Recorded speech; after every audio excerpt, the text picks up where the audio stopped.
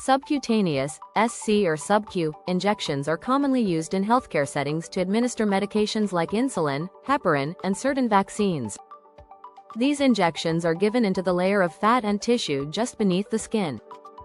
It is essential for healthcare professionals, especially nurses, to understand the correct technique for administering subcutaneous injections safely to minimize discomfort, ensure medication effectiveness, and prevent complications.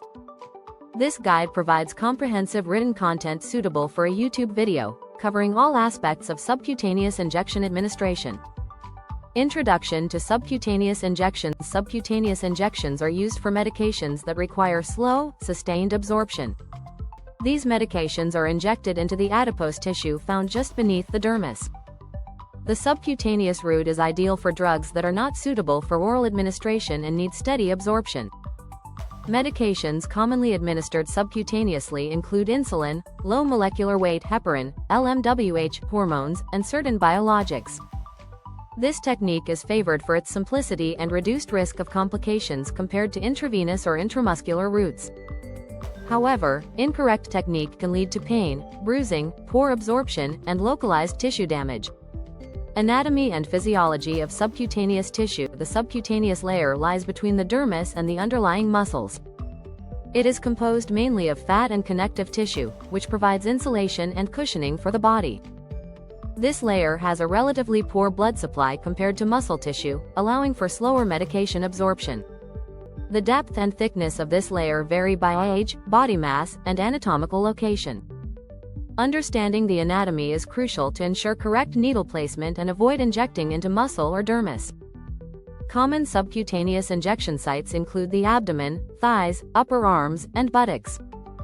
Indications for subcutaneous injections. Subcutaneous injections are indicated when a medication must be absorbed slowly and steadily. This method is commonly used for medications that require regular administration or self-injection. Examples include insulin for diabetes, heparin for anticoagulation therapy, and epinephrine for emergency allergy management. It is also used for certain vaccines and hormone therapies. The decision to use a subcutaneous route depends on the pharmacokinetics of the drug, the patient's condition, and the desired therapeutic effect. Nurses must be knowledgeable about the specific medication being administered and the rationale for using this route. Contraindications and precaution. Before administering a subcutaneous injection, it is essential to assess the patient for any contraindications. These may include infection, bruising, or skin conditions at the proposed injection site. Patients with poor peripheral circulation or those on anticoagulant therapy may be at higher risk of bleeding and bruising. Rotating injection sites is crucial to prevent lipodystrophy and skin irritation. Nurses must use aseptic technique to reduce the risk of infection and follow guidelines for needle size, injection angle, and site selection to ensure safe and effective administration.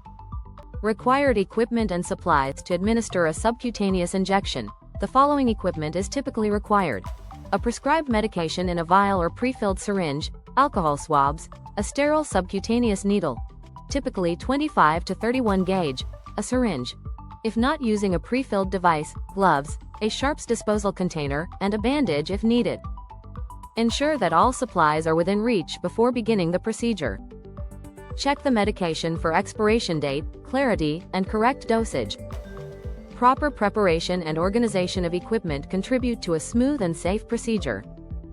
Preparation of the medication. If the medication is in a vial, it must be drawn into the syringe using aseptic technique.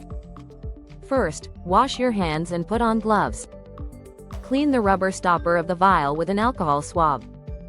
Draw air into the syringe equal to the volume of medication to be withdrawn. Inject the air into the vial to prevent a vacuum, then withdraw the prescribed amount of medication. Remove air bubbles by gently tapping the syringe and pushing the plunger to the correct dose. If using a pre-filled syringe or pen device, follow manufacturer instructions for priming and preparation. Always verify the medication label and dosage with the Medication Administration Record (MAR) before proceeding.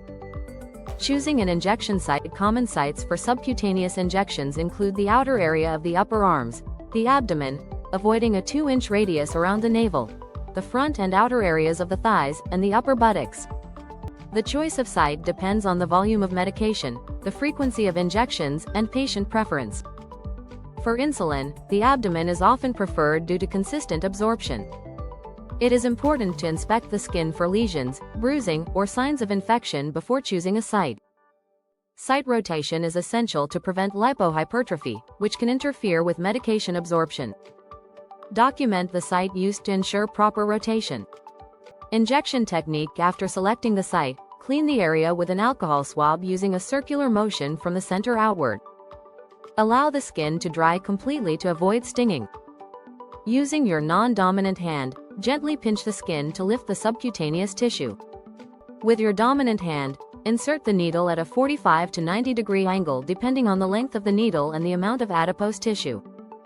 For shorter needles and in thinner patients, a 45 degree angle is used, while a 90 degree angle is appropriate for longer needles and in patients with more subcutaneous fat. Insert the needle swiftly and smoothly to minimize discomfort. Once the needle is in, release the pinched skin and inject the medication slowly and steadily. Withdraw the needle at the same angle it was inserted. Apply gentle pressure with a gauze pad or bandage if needed. Do not massage the site as this can cause bruising or interfere with medication absorption. Post-injection care and documentation. Dispose of the used needle and syringe immediately into a sharps container. Remove gloves and perform hand hygiene. Observe the injection site for any immediate reactions such as redness, swelling, or bleeding. Educate the patient on what to expect, possible side effects, and when to seek medical attention. Document the procedure in the patient's medical record, including the medication name, dose, time, site of administration, and any patient reactions. Accurate documentation ensures continuity of care and legal protection. Patient education and self-administration. In some cases, patients or caregivers may need to administer subcutaneous injections at home. Nurses play a key role in teaching proper technique, storage of medication, and disposal of sharps. Provide step-by-step instructions and allow the patient to demonstrate the procedure under supervision. Address any fears or misconceptions and ensure the patient feels confident before self-administering injections. Written instructions and follow-up support can reinforce learning and promote adherence to therapy. Common complications and troubleshooting. Although subcutaneous injections are generally safe, complications can occur. These include pain, bruising, infection, and lipodystrophy. If a patient experiences persistent pain or signs of infection such as redness, warmth, or pus at the site, medical evaluation is necessary. Injection into muscle instead of subcutaneous tissue can alter drug absorption and increase discomfort. Using the correct technique, rotating sites, and maintaining good hygiene can help prevent most complications. Nurses should be alert to any issues and report or manage them promptly. Special consideration. Certain patient populations require special consideration when administering subcutaneous injections. For example, elderly patients may have thinner skin and less subcutaneous fat, requiring a more shallow injection angle. Pediatric patients may need distraction techniques or comfort measures to reduce anxiety. Obese patients may require longer needles or specific site selection to ensure proper medication delivery. Always consider the individual needs of the patient and adjust the technique accordingly. Also, be aware of the pharmacological properties of the medication being administered and any specific instructions provided by the manufacturer. Conclusion: administering subcutaneous injections safely requires knowledge, skill, and attention to detail. Nurses must be proficient in the technique, understand the anatomy involved, select appropriate equipment, and educate patients as needed. Safe practice reduces the risk of complications and ensures therapeutic effectiveness. By adhering to best practices and maintaining patient-centered care, nurses can confidently and competently administer subcutaneous injections in any healthcare setting. This guide provides a foundation for learning and teaching others how to perform subcutaneous injections with precision and care. Always follow your facility's policies, procedures, and local guidelines, and stay updated with continuing education and training opportunities to enhance your skills and ensure safe practice.